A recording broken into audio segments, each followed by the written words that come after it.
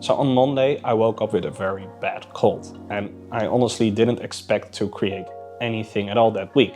Because the brain fog was real, I couldn't concentrate and I couldn't even look at my screen. However, on Tuesday night, things changed. Because during the night, a wave of fog rolled over the Netherlands. And this created a very cool atmosphere for pictures. So what gear did I bring? Well, actually quite simple. I brought my Sony a7R IV, which is a beast in low light situations. It shoots very good RAW files with a very nice dynamic range. And for the lens, I opted for the Sigma 2470 2.8 because it's very good in low light situations, but it also gives me a lot of versatility. And when shooting in the fog, I would advise you to bring a lens that has a focal length that is more than 50, 70 or maybe 100 millimeters. Because it will allow you to zoom or to get closer to your subject without actually moving there. Because moving there will take away some of the effect the fog has on your photo. Because we all know when you get closer to the subject, the fog will slowly disappear. And I started with some shots alongside the canals of Utrecht. I wanted to get some interaction between the people in the fog and the traffic in the fog and all these different sources of light and movement. I also tried to shoot some more abstract photos where you could not really see where you are, but it was mostly like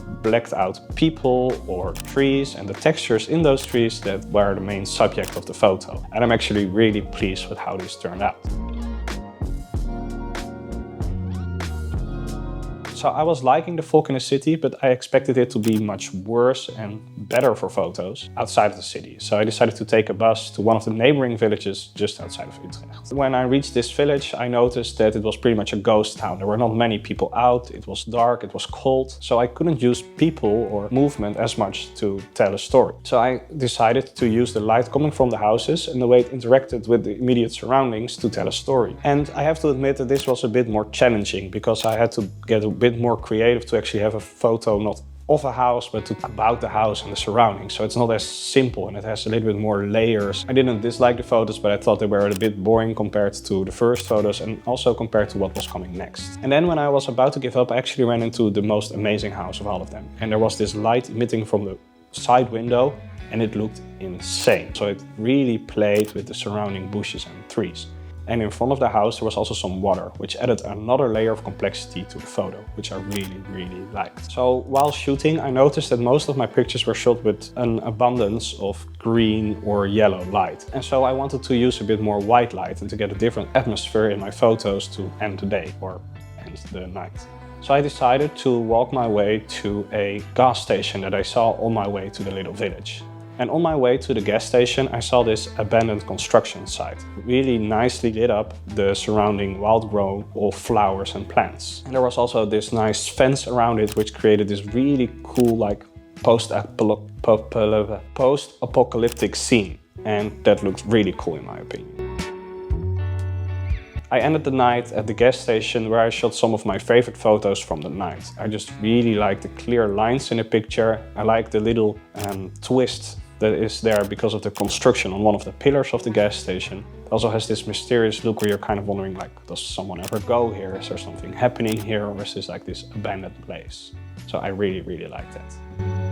There's, however, also an important takeaway from this photo shoot. Because when I first loaded all the pictures onto my laptop, I noticed that they were all a bit darker than I expected them to be. And it turned out that it was due to the brightness setting on the monitor of my camera and in the viewfinder. So a small tip, if you don't want to run into underexposing your photos while shooting at night, is to kind of dim the brightness of your monitor and viewfinder on your camera.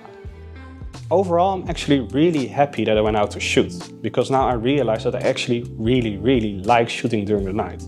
It's very different while editing, but the shooting process was actually quite nice. And what I also really liked is that it opened my eyes to the potential of nighttime photography. I used to think it was kind of cliche and it's just all about maybe like car lights and shooting above a highway. But there's actually much more to it. And I really liked shooting houses actually. So I think there's much more potential there. And also that the darkness kind of helps you cut out a lot of distractions from the photo. But now I can shoot pretty much 24/7. I guess sleep is not necessary to recover from a cold and I will just be out there all day, all night. But it did make me realize that I should push myself even when I'm not feeling the greatest, because you will always be happy that you went out and that you actually got some pictures. As some photographers have said in the past, you will only regret the pictures you didn't take. And that's definitely true.